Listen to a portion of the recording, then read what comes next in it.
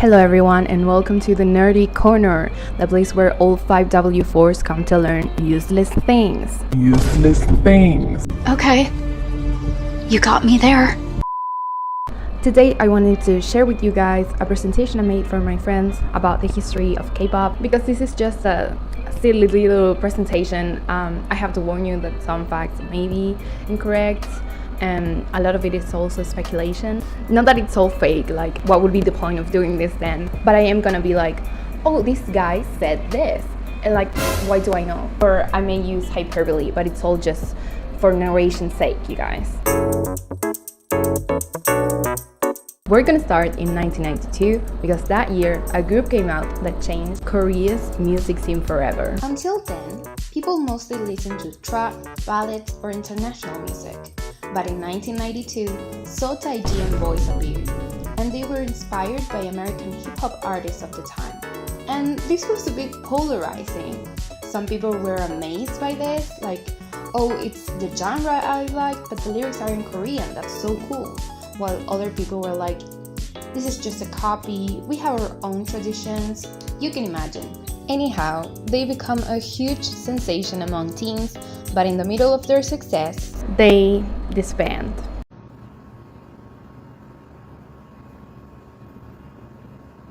What? People attribute them the introduction of hip-hop to Korea, both in music and dance. They also made music videos for their songs, and the radio generation slowly transitioned into the TV generation. They were also either among the first artists or the first artists to have sasaengs. And because their friends looked up to them so much, they called them idols. When they disbanded, like, it was bad. Everyone was screaming, crying, and throwing up. Teenagers felt like there just wasn't music for them. What they didn't know was that a few years before, a man had arrived in Korea that would change the music scene again. Lee Soo-man. Soo-boy lived in the States for a while. I think he went to college there. He listened to American artists of the time, like Michael Jackson, and he was like, he's really good. So he went back to Korea and created SM Entertainment. SM creates the K-pop system we mostly know now. Training for years and years, late contracts, no dating rules, no driving rules, and things like that. A lot of young people started auditioning for SM. Hopefully, none of them is a man that will remember this day forever. So a few years after So Taiji and Boys disbanded, SM comes up with their first group, considered by most as the first K-pop group. H.O.T.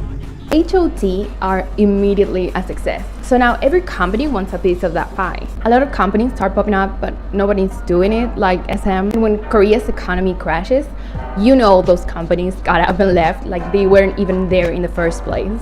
Also, people are struggling to make ends meet. Who cares about idols? In this economy, who can help us now? Who can bring K-pop back from the dead? Well, if you're Sam, then the answer is an 11-year-old girl who accompanied his brother to an audition. Boa. She debuts at 13 years old, and K-pop is never the same again. Why? Because until then, K-pop was very much a Korean thing. Just a few years ago, they were at war. They didn't have the best relationships with their neighbors.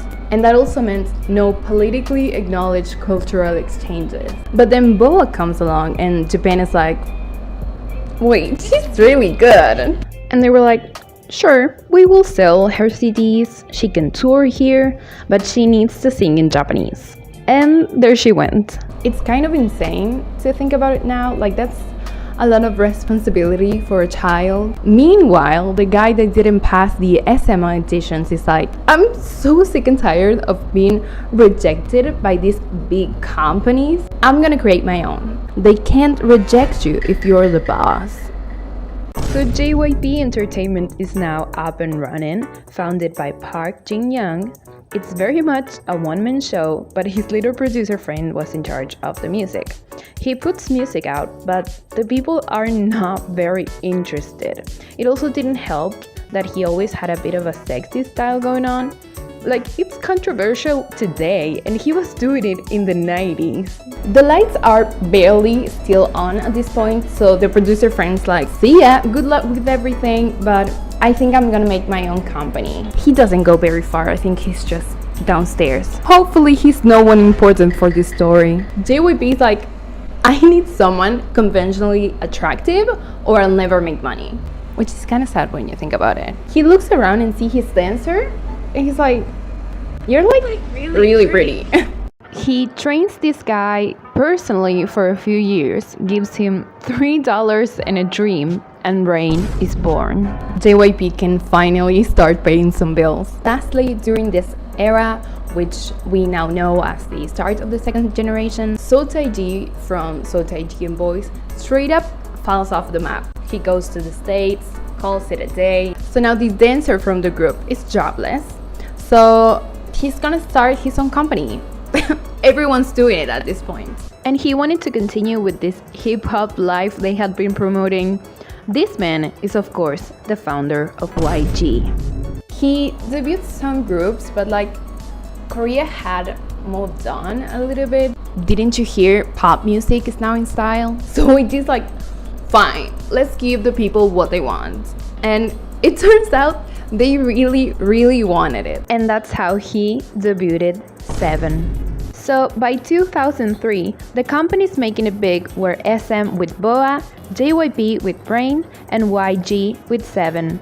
That's why until this day, we know these companies as the big three. There are also like 100 soloists out there from groups that had disbanded, but they're all flopping. From this point onward, every group SM debuts is a hit. They're winning all the awards, they're selling all the tickets. Suboy is making so much money, it's stupid. They debuted TVXQ, they conquer all of Asia. Girls' Generation are the nation's #1 girl group. Both SHINee and Super Junior become super global somehow. Like, why was I listening to Sorry Sorry in 2009? A 9-year-old in the middle of Argentina. Oh, but how will the tables turn once YG comes out with Big Bang? Big Bang is the poster child of the second generation of K-pop. They reached a level Korea had never seen before. They also basically made K-pop the K-pop we know today. One day G-Dragon wakes up and he's like, damn, I wish I could see my friends during the concert. He sketches out a flashlight with the group's logo. Boom, light sticks. Another day he's like, damn, making these long-ass full albums takes a lot of time. Boom, mini albums. He gets bored, dyes his hair differently every time. Boom, idols now dye their hair at every comeback. He is such a fashion icon. He becomes the first Korean artist to be an ambassador for a high fashion brand.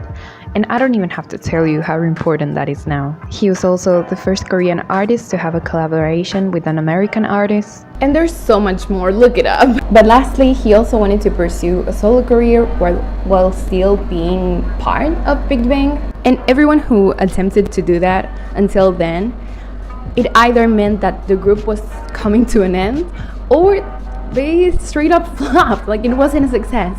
But he succeeded, and then the rest of the Big Bang members also succeeded with that, so now everyone does it. Big Bang didn't truly have any competition during second gen, but we can name some groups important to the plot. Like I said, everyone loved Girls' Generation, and how could they not? They are the most awarded girl group of all time. JYP comes out with Wonder Girls, they're great. They become the first K-pop group to sing in an American TV show. That is so amazing. I hope JYP doesn't get any crazy ideas and almost ruins the company financially. They also come out with 2PM, but almost immediately they have a scandal, so they lose one of its most popular members. Hopefully, no one important. YG now has 21, and they literally have so many records I was overwhelmed just picking one. Finally, we're in the third generation. Big Bang is still pretty much dominating when it comes to everything, but new kids appear that sort of become the face of this new generation. EXO. EXO has China on a grip, like they're dominating the Chinese market like we'd never seen before from a K-pop group. New companies start popping up out of nowhere and they all come out with multiple groups. And the Korean public is like, enough is enough. The Korean market is oversaturated and a few scandals here and there make it look like idols are untalented. so the general public doesn't hold a good opinion on idols. This is when we see people start differentiating the term idol and artist. Well, if Korea is bored of them, then what do we do with all these groups? We go global. Especially after Gangnam Style, now the whole world is finally looking at Korea, so why not? In order to do that, we see that groups debuting during the third generation often have at least one member who can speak English. Also, in order to get the general Korean public interested in idols again, survival shows become super popular. You think our artists aren't good? Fine, you can select the members for the group. In the meantime, we get a ton of promo for the group with members you're already invested in, and we make more money. During second generation, groups dances were mostly swag for boys and clean lines for girl groups. There were exceptions, this is just in general, and of course trends take a lot of people to take off, but I'm gonna highlight only one boy group and one girl group, and those are 17 and G-Friend. These two groups are known for their incredible synchronization. G-Friend were even doing dance practices blindfolded like the rent was due. And 17 are 13 members, like not one hand out of place. Choreographies are now insane, each group trying to one-up each other. By the end of the third generation, we also start to see the other side of this trend, with groups that prioritize dancing skills over vocals being dragged, which is something that's still super relevant today in the fourth generation. From here on out, I'm not gonna mention any records or awards because this is recent, like these things speak for themselves, I think. The biggest girl groups in this era were Twice, Blackpink, and Red Velvet. Twice are the new national group after Girls' Generation's hiatus, Blackpink is untouchable abroad, and Red Velvet are overall legends. I don't know what to tell you. So until here, the big three are still thriving. When it comes to boy groups, BTS. Like that's it. Literally no other group from the third generation can compare, or any other generation. Wait, how did BTS get here? Well, JYP's producer actually set up his own company. This company is of course Big Hit. They debut BTS, but like, who? In 2015, a big company sees Big Hit's potential and buys it. And the very next comeback, yep, they get their first #1. And the rest is history. Finally, fourth generation. In this generation, every group goes global from debut. This means that the big three aren't the holy trinity anymore. The mega super company Hive is created, and they set up new labels like Believed and Adore. They buy Source Music, Pledis, KOC, and Ithaca Holdings. There's not a lot to say about this generation because we are living it, but there are a few characteristics that we can already tell will define this time. AI groups or groups with AI members are now a thing, for better or for worse. International members are now even more common and from places we would have never guessed before, so we can say groups are slowly but surely diversifying. Bullying scandals are at their all-time high. Members are getting kicked out of groups over baseless accusations. After it was revealed that some survival shows had manipulated votes in order to change lineup results, the public is overly skeptical of these shows now. Also, because trends work in cycles, more deconstructed dances are being pushed over highly synchronized dances, and girl groups took over the boy group-dominated third gen. Some people say the girl group market is gonna get oversaturated, but we will have to wait and see. And to finish this off, what to look forward to? Hive, SM, and YG all have plans to come out with girl groups. All three of them have big shoes to fill considering the last girl groups they debuted were New Jeans, aespa, and Blackpink. P Nation came out with their first boy group last year, and I think they're pretty cool. Definitely not what I expected from Psy, and that's also why I'm curious about what a girl group from P Nation might look like. More vision. Yeah, J Park is also coming out with a boy group, and that's certainly going to be interesting. Mystic Story, who used to be an indie artist label, came out with their own girl group, and they focus on storytelling a lot. I think what they're doing with Billy is incredible. And lastly, Chico's labels is also coming out with their first boy group, and this is the one I'm most excited about. That's gonna be it for today. See ya.